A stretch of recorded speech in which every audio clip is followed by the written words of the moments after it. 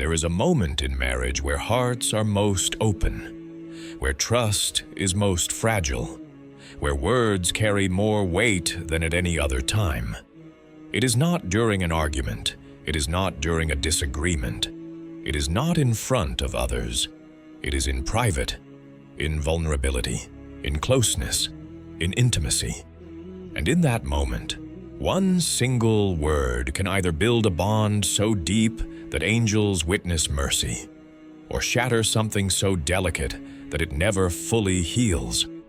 Many marriages don't break from betrayal.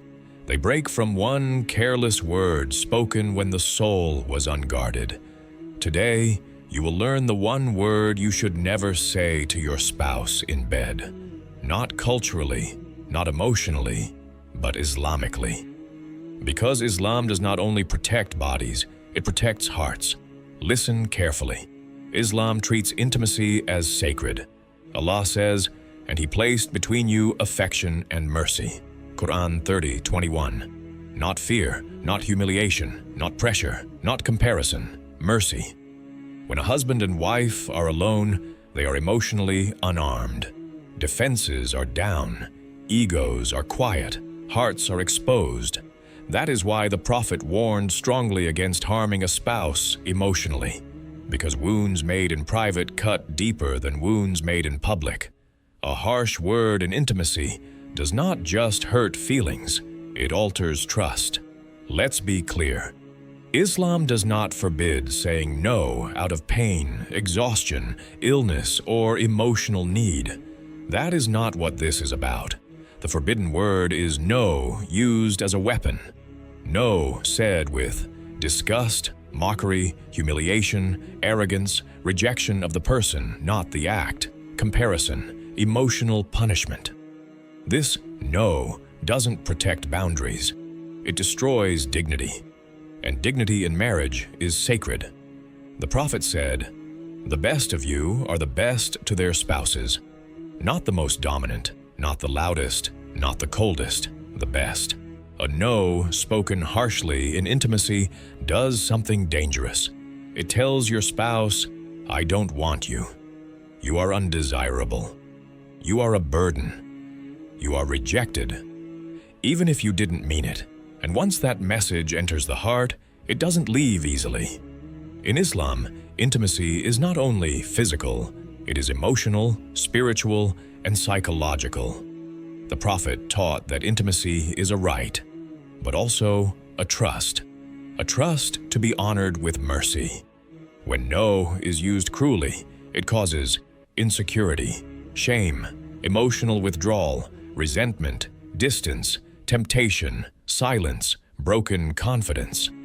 And Shaitan loves this word when it's spoken this way, because Shaitan's greatest mission is not zina, it is division. The Prophet said, "Shaitan places his throne upon the water, and the closest to him is the one who causes separation between husband and wife." A humiliating no is one of his favorite tools. Something unseen happens. The heart closes. The soul retreats. Affection shrinks. Mercy fades. The spouse who is rejected harshly may never ask again, not out of respect, but out of fear. Fear of humiliation, fear of being unwanted, fear of feeling small. And the one who spoke the word often doesn't realize they planted a seed of distance. Islam does not allow spouses to emotionally starve one another. Allah says, "Live with them in kindness." Quran 4:19. Kindness does not disappear in the bedroom. It is required most there.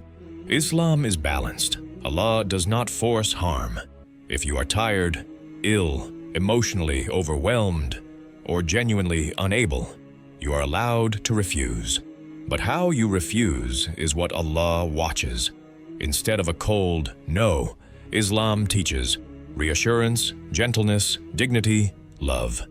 Examples, without explicit detail. "I care about you, but I need rest. I'm not feeling well right now, but I still love you. Can we wait? I want to give you my best." These words protect the heart. The Prophet never humiliated his wives, never mocked them, never rejected them harshly, because mercy is worship. This applies to both spouses. When a wife uses no as punishment, control, or emotional leverage, it becomes haram behavior. The Prophet warned against withholding intimacy out of spite, not because men are superior, but because weaponizing affection is cruelty. Affection is not a bargaining chip, it is a trust. A wife who humiliates her husband in intimacy may damage his confidence permanently, and Islam never allows emotional harm disguised as strength.